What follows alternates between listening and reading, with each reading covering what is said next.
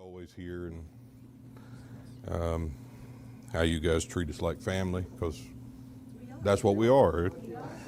And it's always great to be with you guys. I realize the guys back there have a long trip, so I can sympathize with it. So I'm gonna cut this as short as I can. I just want to make a point or try to make a point and be done. We've heard a lot already this weekend, and I appreciated what everyone said so much. And it was concerning the singleness, the one who is in us, the one in us who determines the reality of our salvation, the significance of that indwelling presence of that one sufficient, perfect life. Amen. And then the necessity of comprehending that one. Amen. And all I want to do this morning is encourage you in that and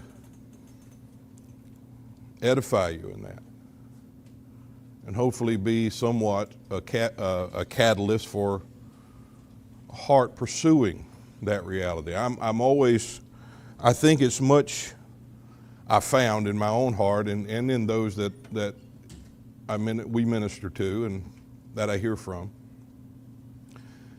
It's a lot easier to run and pursue when you know you're pursuing something that's sure and real.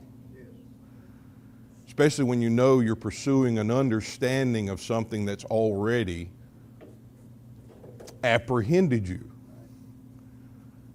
Problem is, and I appreciate the heart that Kim just expressed of, I want to know you. I want you, open the eyes of my heart. Let me see you. I want to know you in a true and real way. But the beauty of that desire, and the thing that was always missing in me when I had that desire, and as I have that desire, the thing that seems to be missing in most and always is that firm basis that you can stand on something that's not going to move as you pursue the knowing of Him. And that is God's knowing of us. That's the reality that stands sure. We're always catching up. I mean, we've got an eternity of God, an eternity to know and comprehend in this one perfect life. We're always playing catch up as we see. But as we grow, we are growing on something that doesn't grow. Something that's already full, something already perfect, someone already replete in every spiritual blessing. And in that one, we have in our possession all spiritual blessings. And the beauty of that in Ephesians is, the King James says all spiritual blessings. And of course, we read blessings with an S on it, and we think plural. In the Greek, it's not plural at all. The word is singular in the Greek. It means the whole of the divine blessing in Him. Because that's who He is. The one full, complete life that we are called to know. Come and see a man. Come and behold this salvation that I have given. So I'm so thankful for that. I'm thankful for the reality of who He is.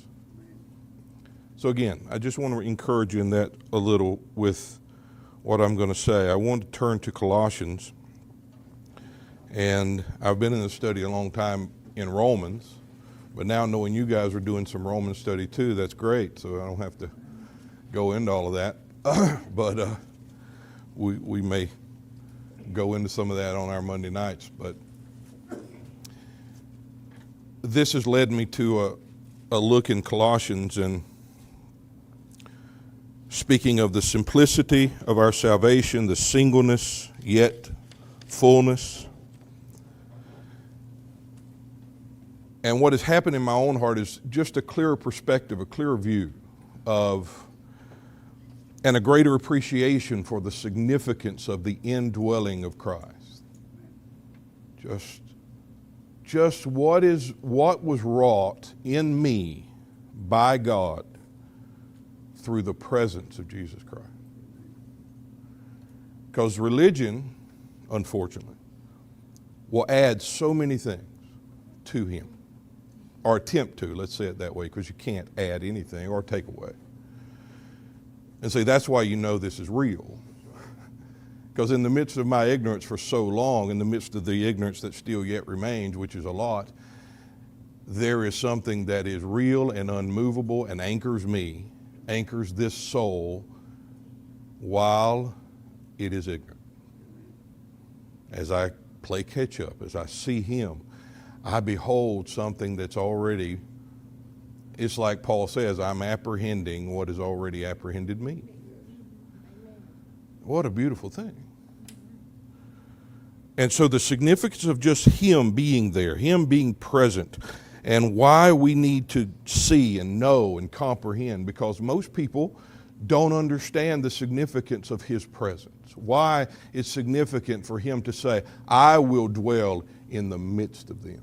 Why was that significant? It's because the person who was in them. If you look at the whole encampment of Israel, and we won't get into all that, but the whole encampment of Israel comes to finally, and all of its details and all of the fabrics and the things that it's made of, everything of that encampment, including the banners that was the heading over the whole of the tribes, everything comes in God's design to be consolidated into one single person. The stones take in the whole colors of the banners that are around the tabernacle, the banners of each tribe. Those stones take in every color. And it's all set and fixed, tied. I mean, we were talking about it at lunch the other day, the guys and I. Just to read those words, how in God's design, again, we have to see, God designed it to be this way, because in that design, he took that breastplate and took those garments and the things that represented the people, and he set it in place and fixed it and affixed it to that man. So that when they saw that man, guess what they saw? Their salvation. They saw that they were found in him and that he was their relationship with God. They had no other. As long as he lived, they lived. As long as he was accepted, they were accepted in that one. That was the judgment, the breastplate of judgment. That was the judgment that walked among them and that they beheld, especially on the Day of Atonement when he showed himself, because he showed himself with those garments of beauty and glory to them. However, when he went behind the veil, he shed those garments.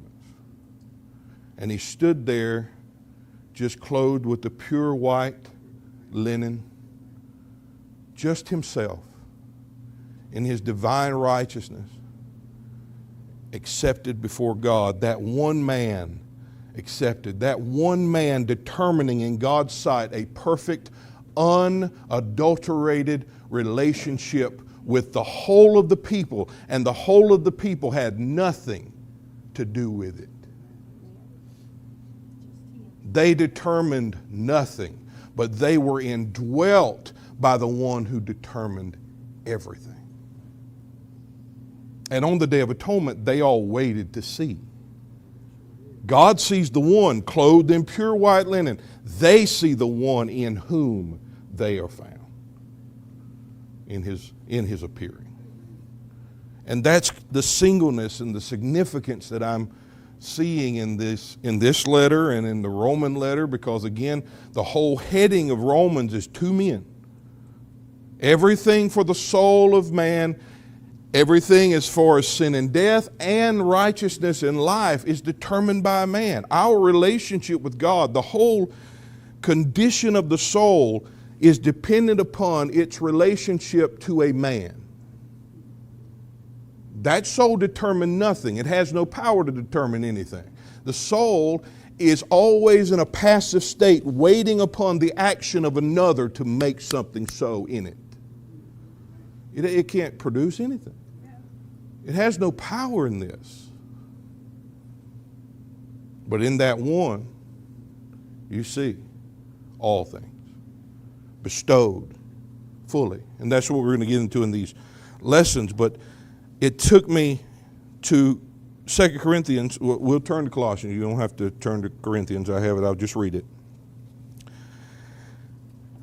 2 Corinthians chapter 11, verse 3, Paul says this to the Corinthians, speaking, of course, of this very salvation, but he says, I fear lest by any means, because there's a lot of means out there for this to happen, a lot of methods, a lot of inventions, a lot of things out there.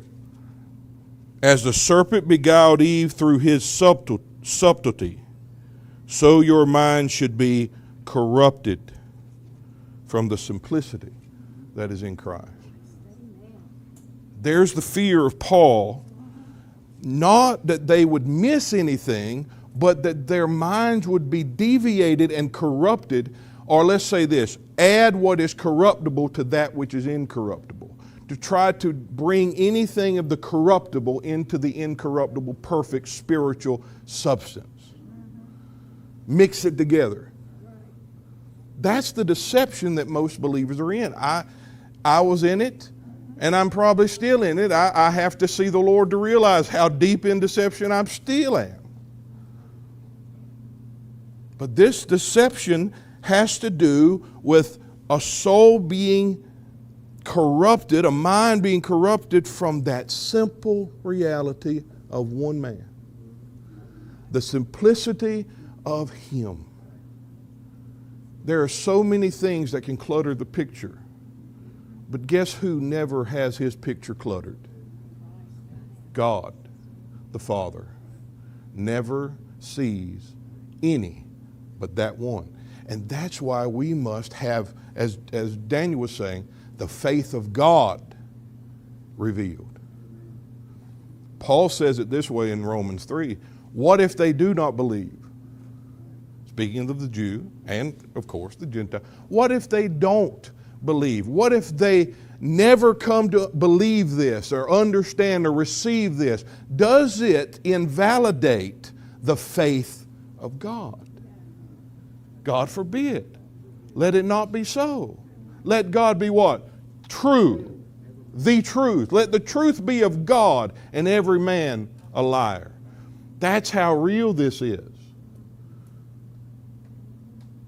The faith that we must come to is His faith made known, His understanding being revealed, His view, His perspective being wrought in our hearts by that divine miracle called the revelation of Christ, so that we would see the singularity of our salvation.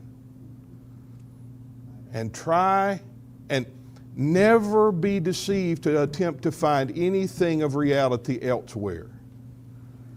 Just Him. The word singleness here, simplicity, it means one, it means single.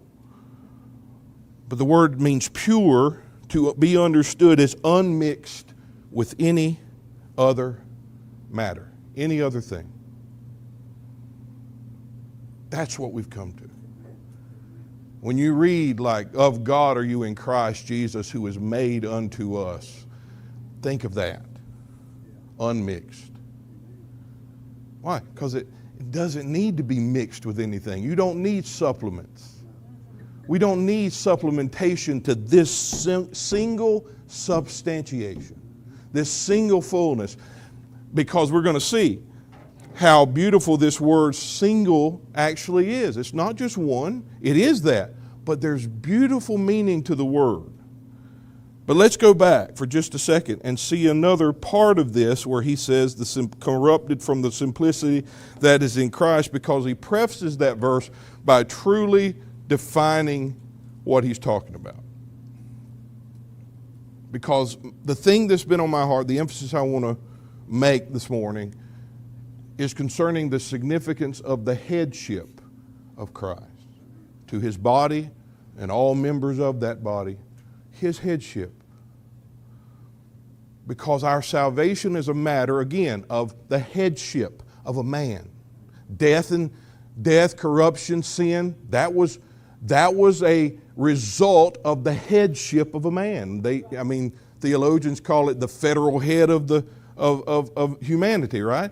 Well, righteousness and holiness and all the things that are found in him that are his very person, for that to be a reality in us, it is determined by the headship of a man. The significance of headship has been on my heart, and I want to just try, at least for a moment, to convey it. Because here's what he says in 2 Corinthians 11, verse 2, right before what we just read. For I am jealous over you with a godly jealousy. Not I'm jealous over you that you go after another minister, right? No. That you go to another church and not mine. No. That's the jealousy of most preachers. His jealousy was a godly jealousy, because I have espoused you to one husband.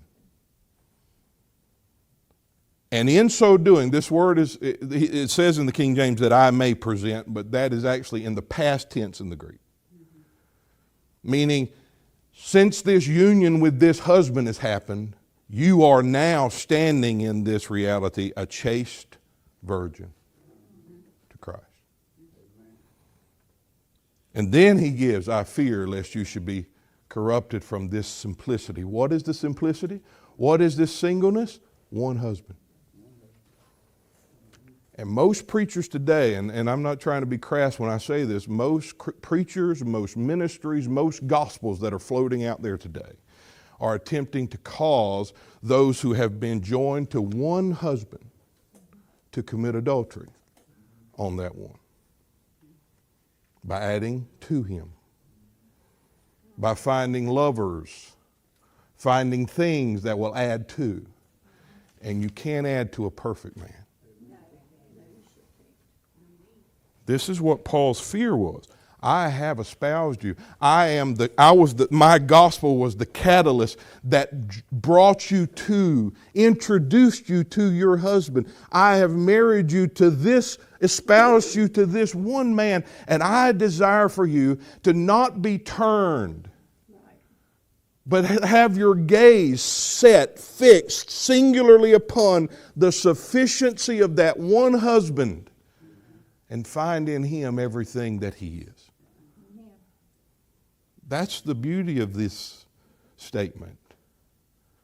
And then, if you even look a little further, because, then you see the significance of what Paul says. Of course, he's talking about reality, but because he'll say, I'm speaking of Christ and his church when he says, the wife has one head, and let her be subject to the head of her head.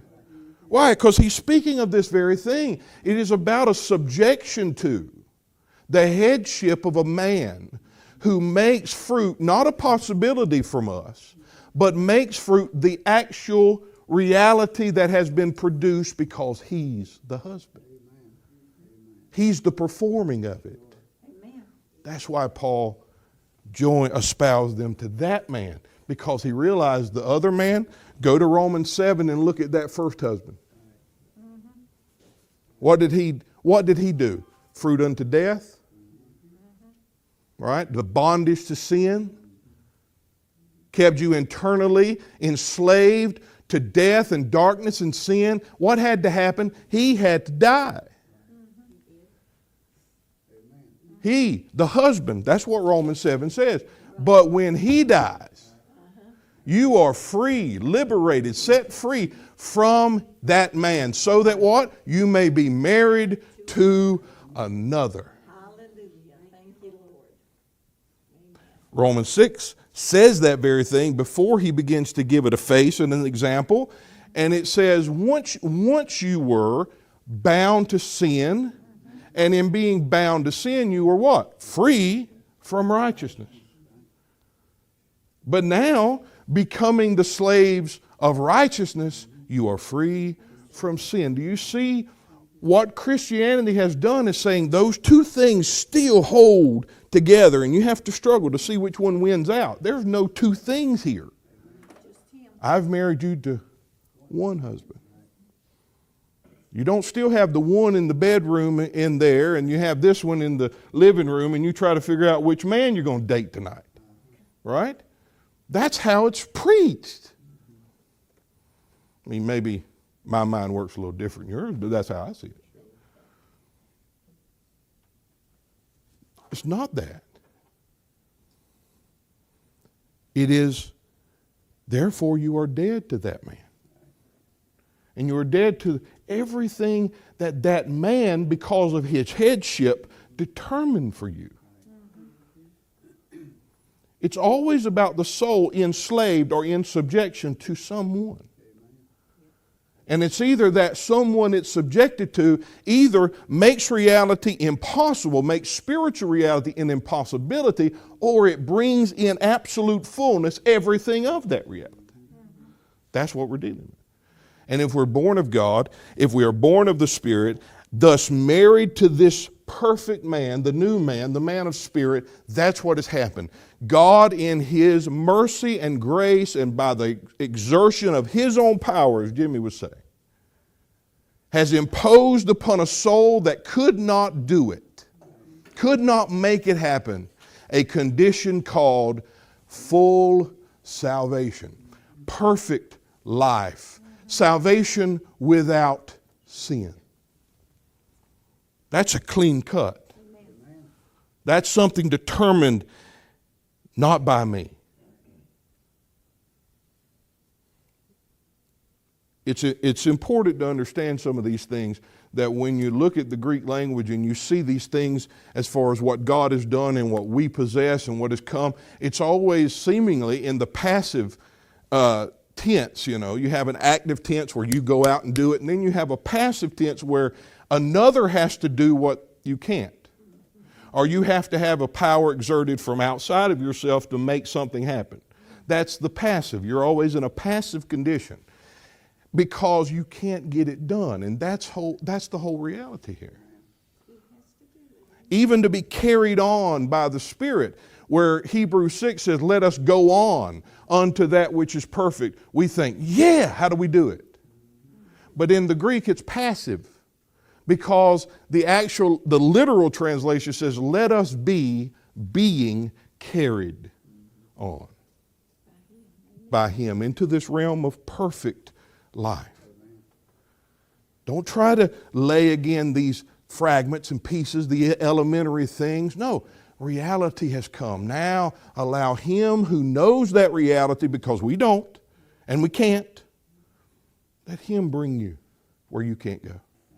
See the ark and go after the ark. But you have to see. He has to carry you where you can't go. It's Ezekiel, where the man with the rod in his hand that measures the place, the man that had that line and the rod, and Ezekiel says it beautifully. Everything he beheld, every reality of that city and the temple, he says, He brought me and He measured it. He brought me, He measured it. That's what we're talking about when we speak of knowing, growing in this grace, comprehending what has comprehended us. We're speaking of a full work, a finished work, a glorified work, glory in this temple, but He has to bring us, and He has to show us Himself as the measure of the thing He's brought us to. That's the reality of this. And that's all bound up with this headship. It's all bound up with this one husband. Because again, singleness doesn't just mean one. It means one, but it's beautiful in that it also means copious, bountiful, liberal. Does that sound like one? It's confusing, isn't it, when you think of it with an English thought or just a natural mind, and you think one, okay, that's one, that's singular. But that same word in the Greek means copious bestowal and bountifulness. We're about to read that in Colossians, right? In Him dwells all the fullness of God, and you are complete in Him. Not complete because He's given you a bunch of stuff. Not complete because you finally achieved this level. You are complete because He's there. Amen. Amen. This is Christ in you, the glory that was always hoped for. The very hope God set in the midst of a creation when He subjected that creation to its own vanity under the law. He subjected it to its own emptiness, to its own weakness, so that those under such subjection would cry out for the end of that subjection to be brought to the true liberty of the sons of God. And how is that found? In Him. And we're still waiting on it to come in the future. I mean, we read Romans 8 and the hope being fulfilled and the liberty of the sons of God and the manifestations of the sons of God, and we think, man, won't that be great? Yes, it is. It sure is. It's presently great because He makes it great. He is the reality of that. He's the liberty of all the sons of God that we've come to. What is that liberty? Paul expresses it before he says these things in the same chapter. It is, by the law of the Spirit of life, I am made free from the law of sin and death. That's the liberty of the sons of God. That was the liberty expected when God subjected creation under the law, so that His expectation could be realized in a man. Not in men, but in a man. And those who are found in that man and are born under the headship and subjection of that man, the dominion of one king, they're free. Amen. Indeed. Remember what it says about, and before this, we got into other things about peace and the peace of God, and I think we talked about that a little bit Monday about peace, and Ephesians 2, how He of twain made of one, made one new man, of twain made one new man. Put away the whole, that first man, put away that, raised up a perfect man, a new man, in whom there is neither Jew or Gentile. The beauty of it was it talks about Him removing the law, the commandments that were contrary. Colossians says it that way. But Ephesians says that it was the middle wall of partition that separated Jew and Gentile, made them enemies with one another, and it demonstrated the enmity between God and man. But it was surface. It was superficial at best. It didn't make and really bring about a different distinction, because what He did simultaneously in the cross is He removed that commandment, took it out of the way, and showed Jew and Gentile not different at all. He removed the thing that could have been seen as a distinction and had been for thousands of years seen as a distinction. He removed that thing and showed the same source is Jew and Gentile share the same source. They have the same seed and they have the same headship, and that head has to be cut off. Just like Goliath, David has to cut his head off. And he does. There's a difference now that we've been brought under another headship. Now, what is the need? Hold to that head. Hold the head. Grasp upon Him with everything you have, because even God has to do that. You set your heart to find in that head the full measure and the full supply of all spiritual things. And you don't seek for it anywhere else. If you're looking at Him and you don't see something, just keep looking. Amen. Don't look elsewhere. Don't deviate your heart. That's what Paul would say, and I'm just trying to hurry up, guys. I'm sorry. Paul would say it this way, that he speaks of those who were to try by the law to find righteousness. And he says, you've fallen from grace. Right? But he says, but we who are spiritual, we wait. We wait on the hope of righteousness by faith. See, while these are trying to achieve it by law, We wait to see him as it by faith. We wait to see him as the hoped for righteousness that's already present. Why? Because the reality we've come to, again, heading through Galatians with that, the whole reality Paul understood that every believer has come to is not I, but Christ. You don't arrive at that later in the game. You start there. Because that is the declaration of the headship of one man. Not I, but Christ. That's reality. And again, I just want to encourage you in the reality, because the singleness of this is also the fullness of it. Because in him the whole thing consists. It is held together in one harmonious, beautiful reality in this one perfect man. So what is the need? See him. Not seeing him so you can gain something more, but seeing him that you may see him as the much more you gained when he came to dwell in you. This is what we're going to read. Let's read a few things here.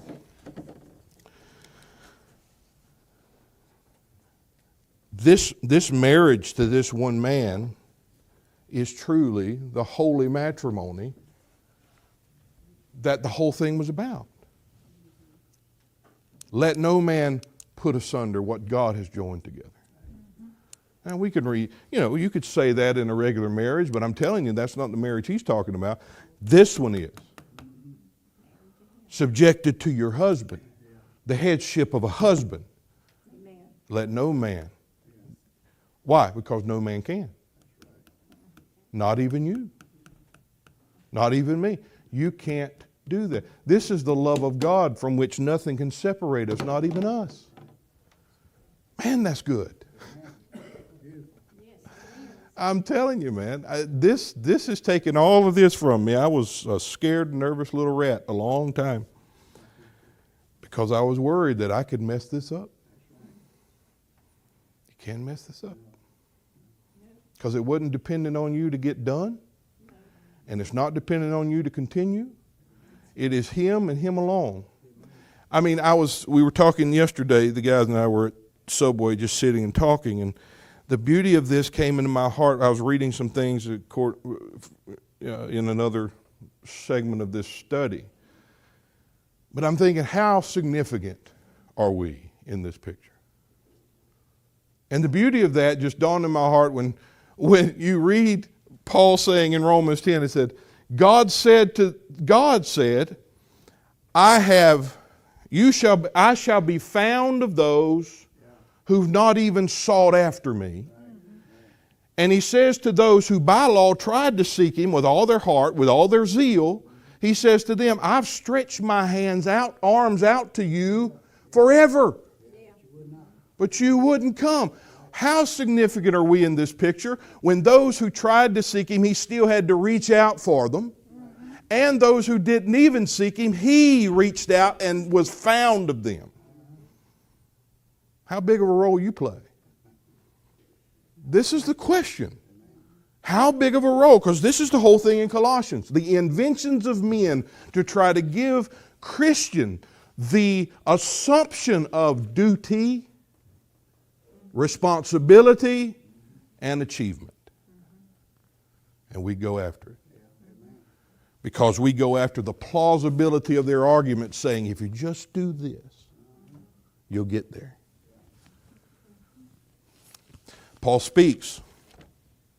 Peter speaks of these Judaizers who's coming in, just like here in Colossians and in Galatians, and they come to them and they give them all these inventive ways and methods. At least at this time they were still referring back to the legitimate things of the law, but those things were no longer valid. Now we just have a joke what things they point to. But Peter says this, while they promise you liberty, they themselves are what? Slaves of corruption. What is the corruption? They're still joined to the headship of another man. and they're trying to bear the fruit that is only possible through the headship of another man. This is not about the changing of actions or the doing better of actions. The whole thing was brought about through the headship of another man. His desire here is for them to recognize the truth of headship so that they could hold that head and find the full supply in Him, as Him.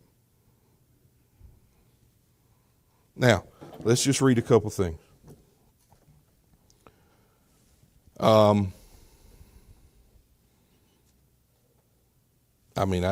want to go through all 3 chapters of Colossians. I don't have time. Let's just start here.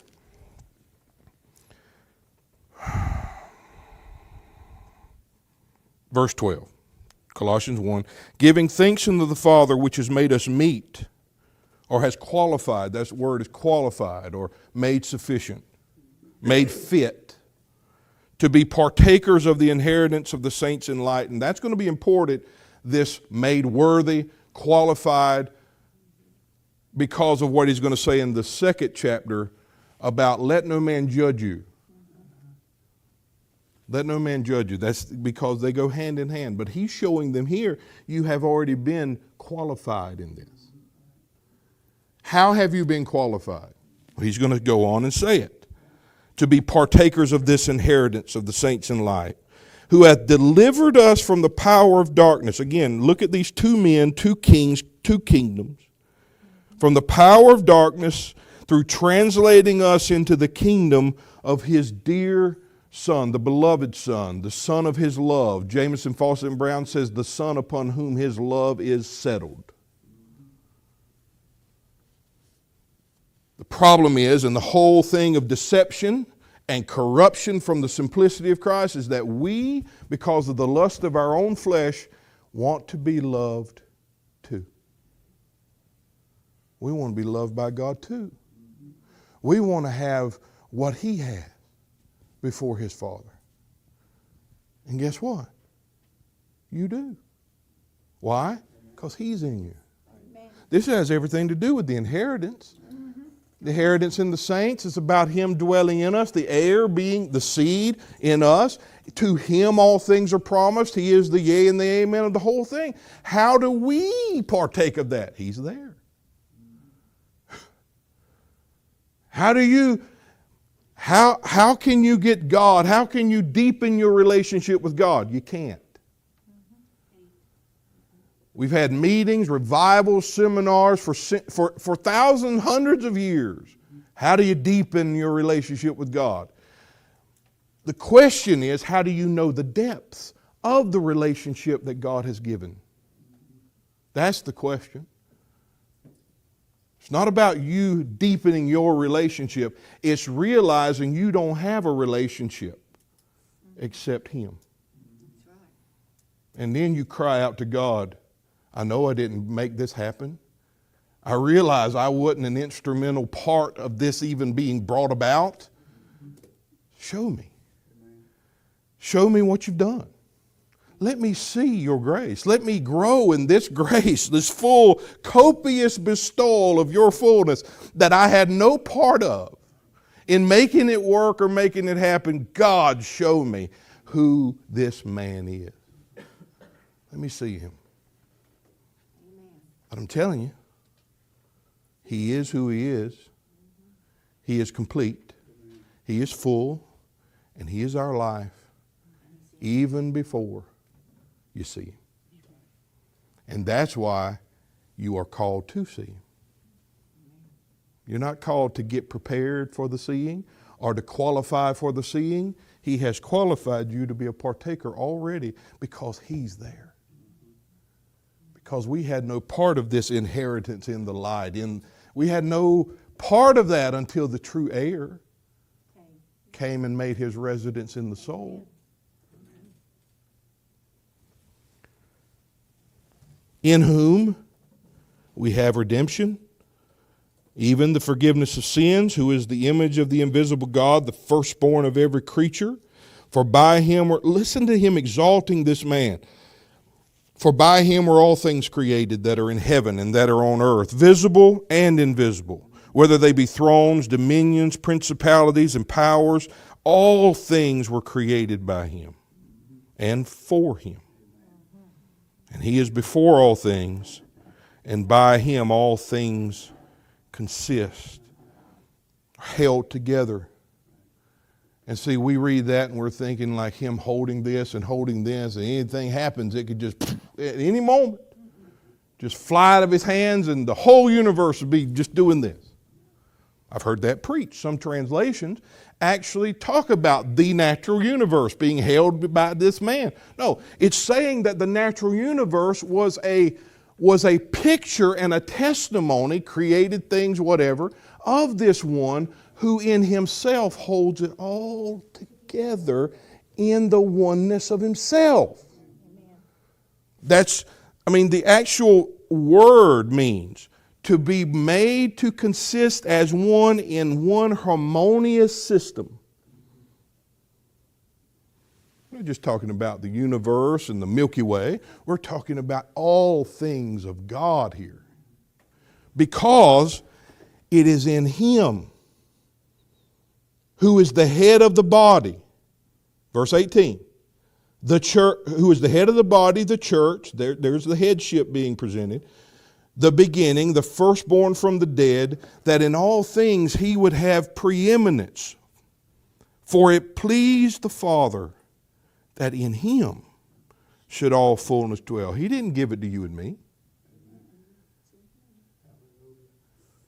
That means you can't lose it because it's not your possession. It's his possession and he makes it real and he holds the whole thing together. You know how righteousness stays pure, untainted, not mixed with anything? Because my hand can't touch it. And we think it not only can touch it, but we can mess it up. Not going to happen. It doesn't happen. It's him. It's who he's. See, and again, the significance of this, you can't convey it with words. I'm standing up here just like this. But Paul is using every word, every way that he can possibly do to present in a picture the greatness of this head and the significance of the headship of this man, that the whole of the thing, the stuff that these Judaizers are going to come to you and say, you got to be circumcised to get this. You got to have feast days to get this part of it, or you don't have it. And he's saying, no, in this head, the whole thing consists as one harmonious reality because God gave it to him. God, it was the pleasure of God that in that man the whole thing would consist. That's who our head is. That in him should all fullness dwell, and having made peace through the blood of his cross, go to Ephesians 2, what we've talked about already in the study I'm on, by him to reconcile all things unto himself.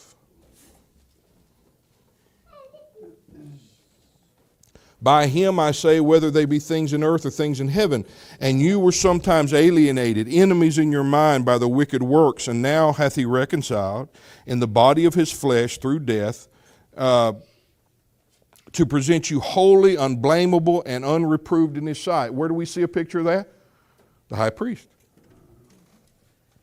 He presented the whole of Israel holy, unblemished, perfect in the sight of God. How did he do that? Did he bring every individual one, wash them up real good and say, now make the best impression you can? He stood there as the only good impression there is. He stood there as one holy unto God, accepted only by the Father. There's their holy, unreproved, unblemished. That's what it means, qualified us to be partakers, because he's the qualification. Paul would say it in Romans 8.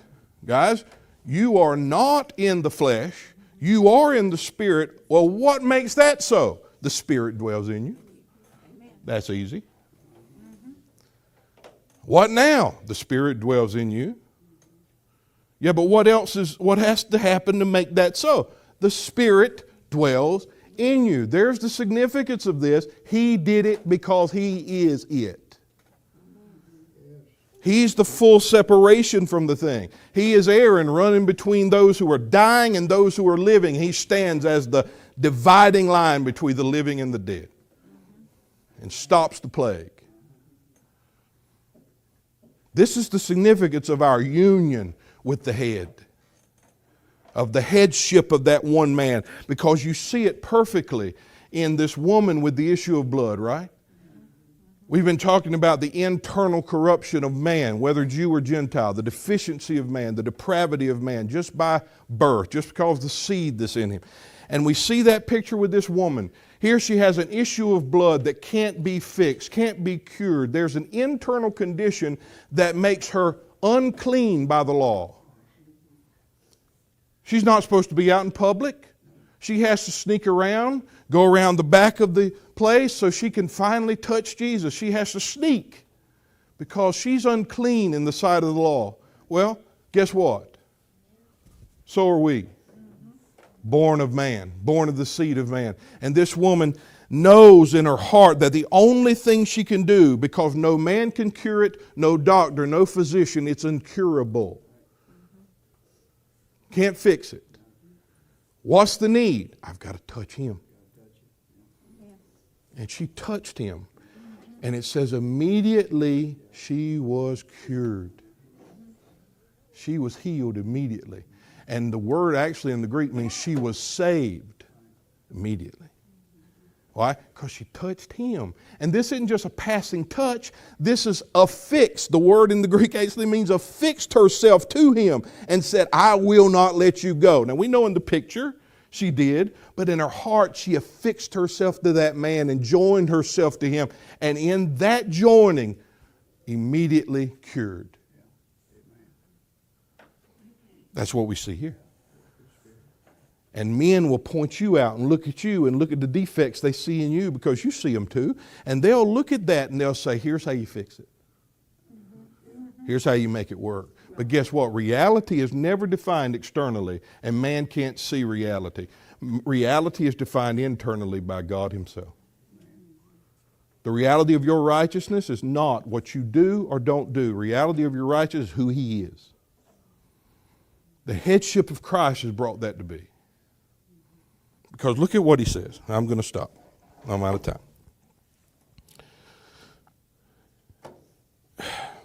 Because this all comes to the person, Christ in you. It'll take us a long time to go through this. And then he speaks of let no man spoil you through their philosophies, vain deceits that are according to the traditions of men, because those deceits, those things are always a methodology and a means to fix something that isn't broke. It's a desire to fix something, not because it's broken, but because you're trying to see the perfection of something where it will never be seen. And that's in your flesh. That's in mine. That's here, right here. So what do? They quell it by saying, touch not, taste not, handle not, don't do, don't say, don't think. And Jesus even shows that's an impossibility in Matthew 5, right? Oh, we do the law, man. We do it perfectly. And you say, you think so? I came as the fulfillment of the law. And here's the point of the law in total. It's not you shall not commit adultery. You've heard that said, and you try to do it, and some of you do it perfectly. Don't do this. Don't commit adultery. I'm saying if you even think, if the thought of it even arises in you, it's already done in your heart, because that's where it's real. In you. God looks at the heart. Why? That's where reality is. Whether it's death or life, reality is in the heart. So we're not talking about men not doing specific deeds. We're talking about a man in whose heart the very thought of it can arise. Now try that. That's why by the law no man is justified. But that one man comes as the justification of the men, because of a subjection they were previously under, could never fulfill. That's that law that Paul talks about in his members. That keeps evil present even when he tries to do the opposite. And we're talking about a man doing what the law said, not going out and doing bad stuff. No. So, for in this man, don't be deceived by their deceits. For in him dwells the fullness of the Godhead bodily, and you are complete in him who is the head of all principality and power. And then he begins to speak, in whom you're circumcised, in whom you have received the true baptism, the circumcision made without hands. You have put off an entire what? Body of sin. That's a man. That's him. You've put off that whole thing. Now, realize you have something altogether new. Another man is your head. Another seed is in you. Don't be deceived by judges who try to judge you. What did he say? Unworthy. So this is what the literal would say, is unworthy of receiving the prize, unworthy of receiving the reward. And you realize he's not saying that's going to cause you from finishing the race or the race ever being finished. That's not what he says. We're talking about a judge who gives out their prize after the race is over. Isn't that interesting? Yeah, it's over all right. The problem is not that the race has not been won. And I know the verses that come into our mind, run the race with patience and all this. No, we're talking about something totally different here. A man who has wrought a victory. A man who has won the race. Even when Paul talks about, bringing his body in subjection and running, he says, run as the one who has won the race. Read it in a literal translation. That's what it says. Run as the one who has won the race. Why? Because we are found in the one who wins it. Only one wins. Isn't that what it says? Many run for the prize, but only one wins. So where are we? We've got to be found in the one. And the question is not the race being won, because that's a done deal. In him you're complete. All the things he says here, Christ in you, the glory hoped for, that's a won race. That's a finished work. The question is men judging you, pointing out your unworthiness and saying you can't receive the prize. You haven't done enough yet. So what do? We try to do enough. We run back on the track and try to refinish the race. It's kind of what Paul said. Can you further perfect what is already perfect? Galatians. Fools of Galatia, how can you further perfect this? It's already perfect. And then he goes into Abraham's faith that knew that God would impute something that he couldn't produce.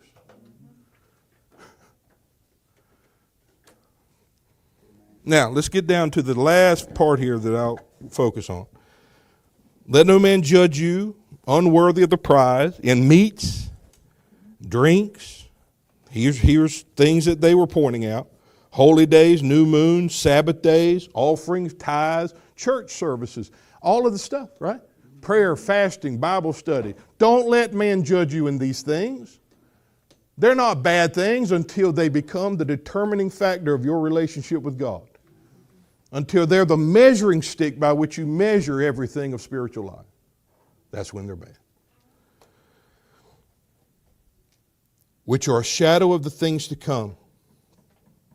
But the body, the substance that casts that shadow, is Christ. He's in you.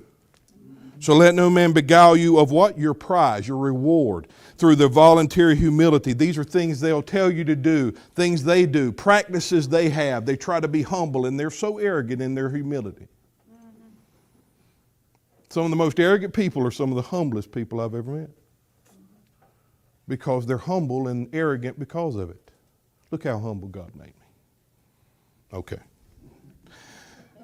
Let no man beguile you your word humility, worshiping of angels, intruding into things that they have seen. The word not's in the King James. But they see these things and they intrude into them like they're the fulfillment of them. They walk into a place that doesn't belong to them. And he's puffed up with the fleshly mind. And what's the issue? He's not holding the head. I'm going to read this this is the Author S. Way translation.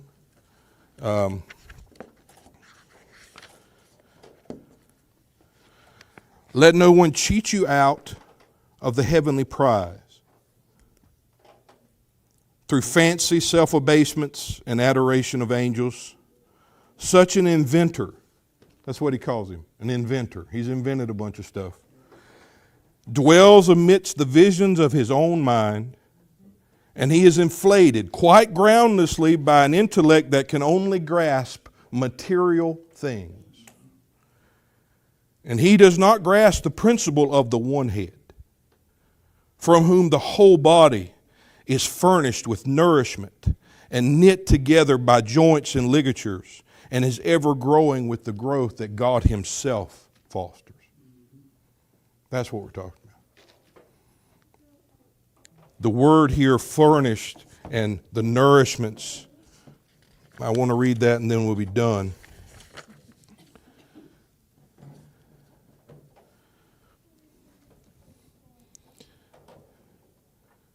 The head, from which it means a source out from which something is done.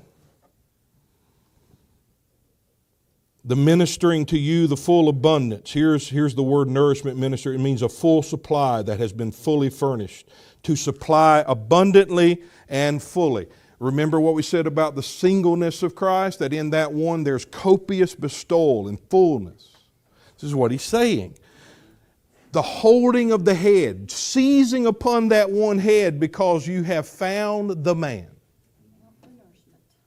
Where your soul is nourished with the full supply that it was intended for when it was created, as Jimmy said earlier this week.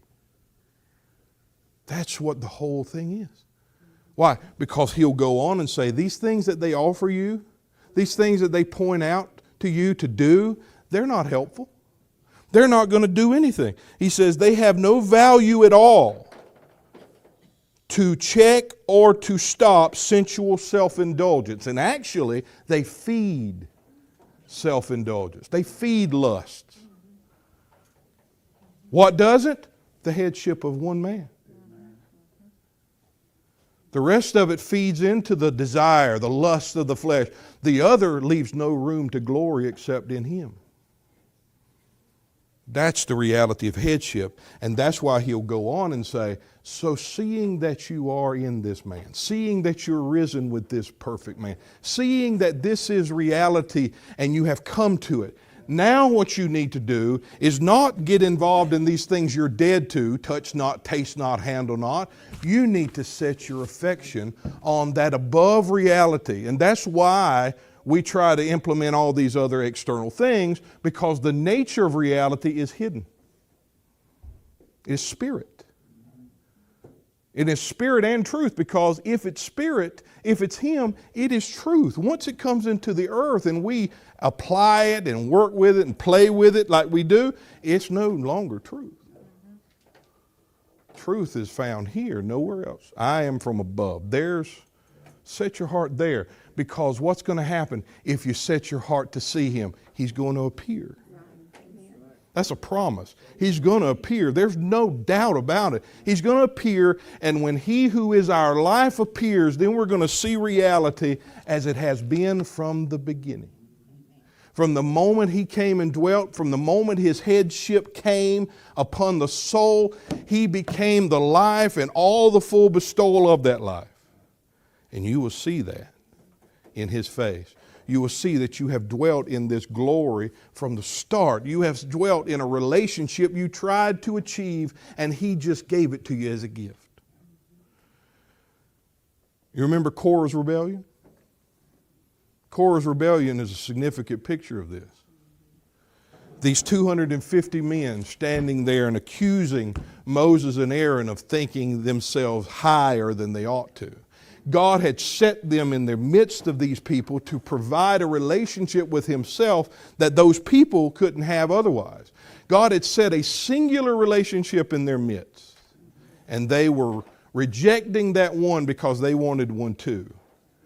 And so Moses hears this. He said, God brought you near. Do you want to be priests also? Do you want the priesthood too, meaning the high priesthood? He said, I tell you what you do. Get your censers, bring them tomorrow, and the Lord's going to know. That's what the word, he says show in the King James, but the Lord will know the one who is his. And you will see, and the man whom he has chosen or upon whose face he has fixed his gaze, he will show him. He will remain. So we know what happened. They do that. The impressive sight of 250 men waving their, and thinking something good's going to happen, of course. And so the land opens up, swallows them up. They're no longer there. One man remains. One relationship that God had always knew them by remains. And this is the thing he's fighting against. Because what they were calling relationship, God called rebellion. And the problem is what most people desire for relationship is actually rebellion to the headship of one man. So, the whole desire here, all comes down to this, right? Let us know the man. Let us see the head, the face that defines the whole, and in whom all things are given. All right, guys, I'm done. Thanks for this weekend.